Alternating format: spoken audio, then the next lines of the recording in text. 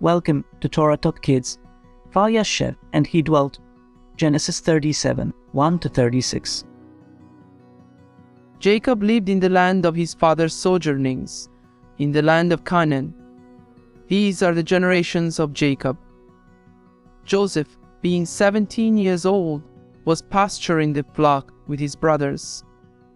He was a boy with the sons of Bilhah and Zilpah, his father's wives. And Joseph brought a bad report of them to their father. Now Israel loved Joseph more than any other of his sons, because he was the son of his old age, and he made him a robe of many colors. But when his brothers saw that their father loved him more than all his brothers, they hated him and could not speak peacefully to him. Now Joseph had a dream, and when he told it to his brothers, they hated him even more. He said to them, "Hear this dream that I have dreamed. Behold, we were binding sheaves in the field, and behold, my sheaf arose and stood upright. And behold, your sheaves gathered around it and bowed down to my sheaf." His brothers said to him, "Are you indeed to reign over us? Or are you indeed to rule over us?" So they hated him even more for his dreams and for his words. Then he dreamed another dream and told it to his brothers and said, "Behold, I have dreamed another dream. Behold, the sun, the moon, and 11 stars were bowing down to me." But when he told it to his father and to his brothers, his father rebuked him and said to him, "What is this dream that you have dreamed? Shall I and your mother and your brothers indeed come to bow ourselves to the ground before you?" And his brothers were jealous of him, but his father kept the saying in mind. Joseph sold by his brothers. Now his brothers went to pasture their father's flock near Shechem. And Israel said to Joseph, "Are not your brothers pasturing the flock at Shechem? Come, I will send you to them." And he said to him, "Here I am." So he said to him, "Go now, see if it is well with your brothers and with the flock, and bring me word." So he sent him from the valley of Hebron, and he came to Shechem. And a man found him wandering in the fields. And the man asked him, "What are you seeking?" "I am seeking my brothers," he said. "Tell me, please, where they are pasturing the flock."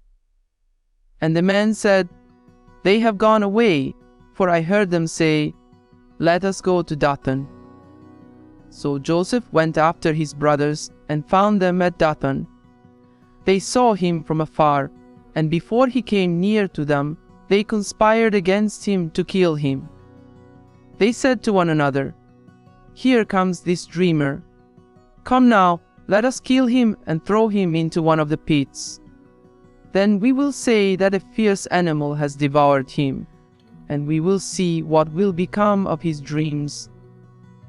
But when Reuben heard it, he rescued him out of their hands, saying, "Let us not take his life." And Reuben said to them, "Shed no blood. Throw him into this pit here in the wilderness, but do not lay a hand on him, that he might rescue him out of their hand to restore him to his father." So when Joseph came to his brothers, they stripped him of his robe, the robe of many colors that he wore, and they took him and threw him into a pit. The pit was empty, there was no water in it. Then they sat down to eat. And looking up, they saw a caravan of Ishmaelites coming from Gilead, with their camels bearing gum, balm, and myrrh, on their way to carry it down to Egypt.